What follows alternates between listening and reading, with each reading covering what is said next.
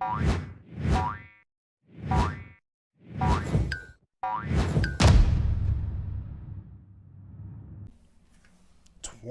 billion. Wow.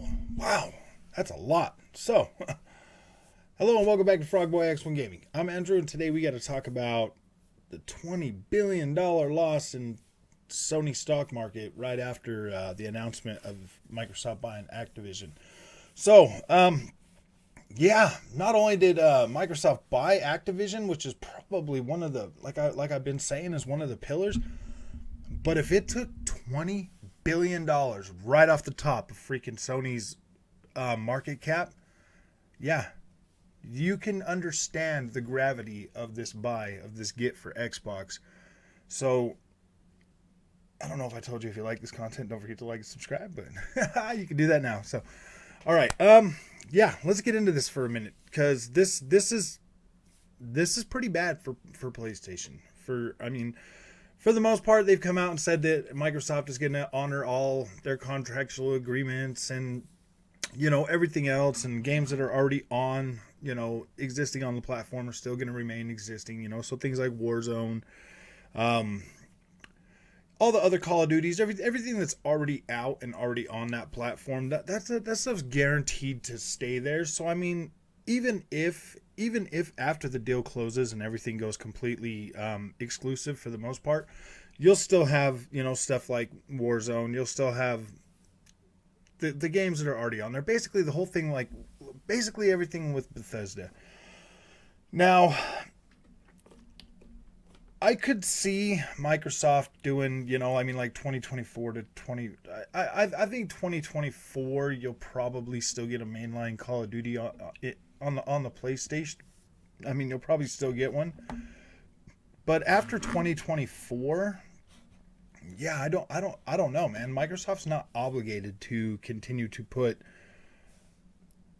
to pay PlayStation $20 billion a year. Like, if that's the case, if they lost $20 billion, yeah, dude, Microsoft is not obligated to hold PlayStation up with Call of Duty. Like, they're not. PlayStation's been playing, fast and loud. They brought out the PlayStation 5 and tried to say, hey, man, this is a premium console. This is a premium experience. You're going to pay a premium price for this. Call of Duty going exclusive to Xbox, or Xbox buying out Call of Duty, that means that the price of Call of Duty might stay $60. They might not raise it $70. So that saves you $10 just for them buying it. And not only that, like, you can download it free on Game Pass. As I'm downloading Rainbow Six Extraction right now on the Xbox, it looks like you got just a few more minutes of that.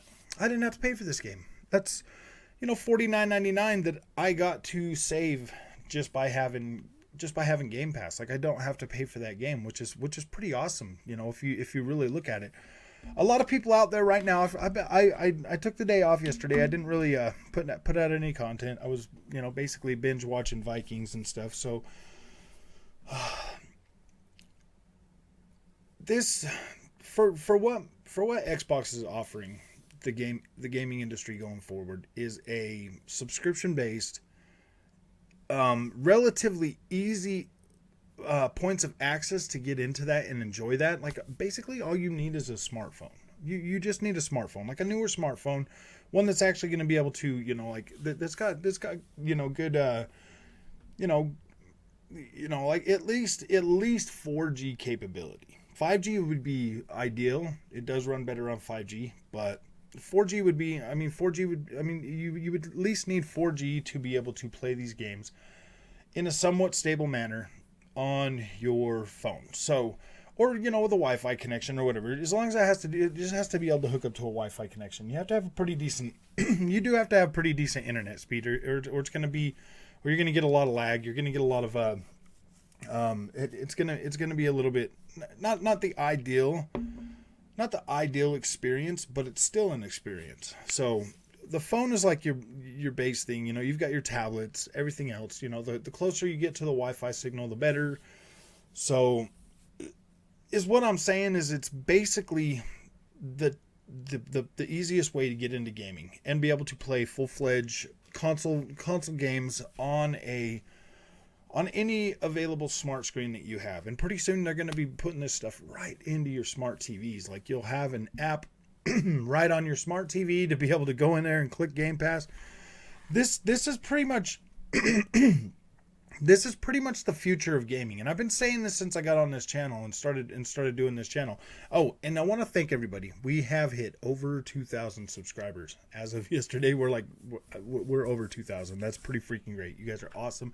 Thank you for supporting this channel. Thank you for coming. Thank you for watching this content. It's pretty awesome. But as I see it, PlayStation's going to have to do something to respond to this. And they're going to have to do something pretty big pretty soon to let everybody know that, hey man, we are still trying to compete with Microsoft. Because as Microsoft has said plenty of times, we are not competing with PlayStation. They are not on our level. And this pretty much proves that PlayStation is not on the same level as Microsoft.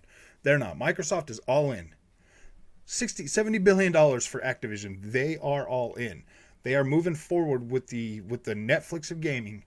And PlayStation's going to be sitting there asking, like, well, what do we do now? What do we do now?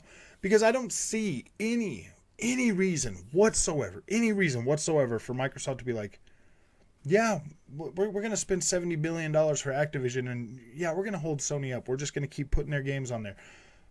Maybe if they put Game Pass on PlayStation, yeah. But Sony, man, they're going to try to fight this, you know. They're going to try to hang on to their supremacy. At least I hope they do. At least I hope they do in the short run. I don't know how much they'd be able to do that before their legs give out on them. But I would like to see, you know, PlayStation maybe possibly pivot to a thing where they're like, yeah, you know what? If we'll go ahead and put Game Pass on there. Call of Duty's major. Call of Duty's a huge platform, a huge franchise that a lot of people get into every single year and play these games, and they do play them longer than just a year. If Call of Duty was to come out every 2 years, people would still be playing Call of Duty for 2 years. There's so much content in those games as a whole that people can continue to play those, and to be able to, like, there's a big space out there. As much as people say, oh man, a new Call of Duty, I'm there. I'm getting Call of Duty fatigue. Everybody's getting Call of Duty fatigue, but we keep buying them. I even bought Vanguard this year. And, you know, Vanguard being the newest one, sales, you know, physical sales are down, but I'm pretty sure, you know, consoles or digital sales are up pretty high. And it is getting better. I mean, like the multiplayer in Call of Duty is pretty big. And that is definitely better than the rest of the stuff that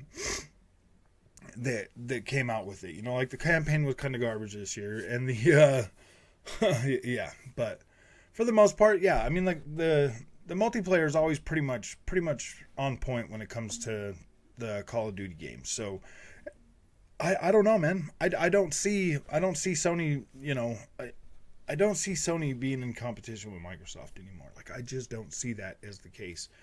You have like Google and Facebook and all these other things that I think Microsoft is more in line to really be in competition with than PlayStation. I mean, Xbox could buy and sell PlayStation. I mean, seriously, they could, but they don't. You know, I mean, and buying companies that are in trouble like Activision was, and you know, possibly Ubisoft, you know, maybe Take-Two Interactive. These are all the things that Microsoft could buy that could destroy Sony. Like, it would destroy them. Just buying these and the threat of them being console exclusive to Xbox just took $20 billion off of PlayStation's market cap. $20 billion. Let that sink in for a minute. Xbox paid 60 or almost 70, and it shaved 20 billion right off of PlayStation's head. Just in an instant, boom, it was gone. That's what I'm saying. You know, that's the kind of power that Microsoft has. And like Sony's exclusives, Sony's one and done exclusives are not going to be enough to convince people that, yeah, man, buy it. You need a PlayStation to play God of War, but man, you're not going to be able to play Call of Duty on there. Everybody's going to buy an Xbox. People are going to buy an Xbox just over that. Like, seriously, people, they don't care. Maybe 2%, or these little console warriors that care. And the rest of them are people that, hey man, I don't care, dude. I like playing Call of Duty, man. If Call of Duty's only going to be on Xbox, I'm going to buy an Xbox. I don't need a PlayStation because I don't really care that much about their exclusives. I mean, if you've got 20 million people to buy their exclusives, and there's 100 million people with a PlayStation out there, I would say 50 million of them out there playing Call of Duty on it. You know what I mean? Like, I don't know what the exact sales numbers are for Call of Duty on each of these consoles. But it would be nice to have that information, because that would definitely shine a pretty big light on just who's going to be buying an Xbox this generation and who's not. And you can't, like, I'm not a fanboy. I'm not a fanboy, dude. I do love and I do care about PlayStation, but stuff like this, man, really just kind of makes you question the whole, is it really a premium console? I don't think it's a premium console, man. I think it's just a little bit better than what the Xbox One X was. I don't feel like it's a full RDNA 2 console, so that's where I'm at with this. I really do hope that PlayStation can come back from this and really compete. But as things sit, like, I don't think they're going to be able to compete with the Xbox Game Pass model, because that's what Xbox is Game Pass now. It's not about the exclusives anymore. It's not about the fighting to make story games. Like, that's just not what it's about anymore. And anybody that's holding on to that and thinking that, like, no, you guys need to come around to the future of gaming and understand that Microsoft only needs to feed Game Pass. That's all they need to do now. They don't need to have super high quality, exclusives like Sony first party games. Like they don't need that. They just need to put convincing quality content on a Game Pass subscription. And as you can see, everything they're going after is these experiences that are going to keep people playing in that Game Pass ecosystem. That's the content that they need, and that's the content that you can see coming to that. So, yeah, I mean, you might get some of those single player only games, on Game Pass, but I think the majority of it's going to be a lot of stuff that you play with friends, that you play that keeps you engaged longer than just a little while, like 20, 30 hours or whatever. Big RPGs, stuff like that. Those are definitely games that are going to keep you in there and keep you playing. So if you like this content, don't forget to like and subscribe. I'm not going to do the whole, oh my gosh, Sony's freaking cooked, man. I mean, like, they pretty much are, but I don't know, man. This is going to be an interesting generation for sure. I'd like to see how this goes. Maybe Sony can buy like Square Enix and maybe do something, but I don't think that would be a good enough get, man, for Sony at this point right now, to tell you the truth.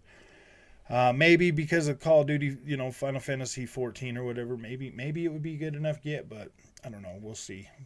I don't know if Sony's going to want to be able to maintain stuff like that going forward, so I don't know, man. Like, the sky's the limit. Yeah, I guess they could buy Konami or Capcom or whatever else too. That would kind of definitely set them up as the Japanese market giant, and then maybe they should do like a Game Pass subscription thing, buy all the Japanese companies and then put them all on, on Spartacus, which is pretty much dead on arrival when that comes out. So I don't know, man. I don't know. This is interesting. This is going to be definitely an interesting generation, and I know a lot of people out there that haven't bought next gen consoles or that have bought PlayStations are kind of like kicking themselves right now a little bit, thinking, my gosh, dude, what if Call of Duty only goes to Xbox? I don't know if that's going to happen, but I would bet that a $60-70 billion buy is probably going to get you some Call of Duty exclusive on your next gen Xbox for sure. That would make sense. Their goal is to sell subscription services. They're not to sell. It's not to sell the freaking. It's not to sell the consoles anymore. It's to sell the Game Pass, and having to get like Call of Duty on Game Pass that's only exclusive to Xbox. That's going to push a lot of Game Pass subscriptions. So, like I said, if you like this content, don't forget to like and subscribe, and I will see you in the next one.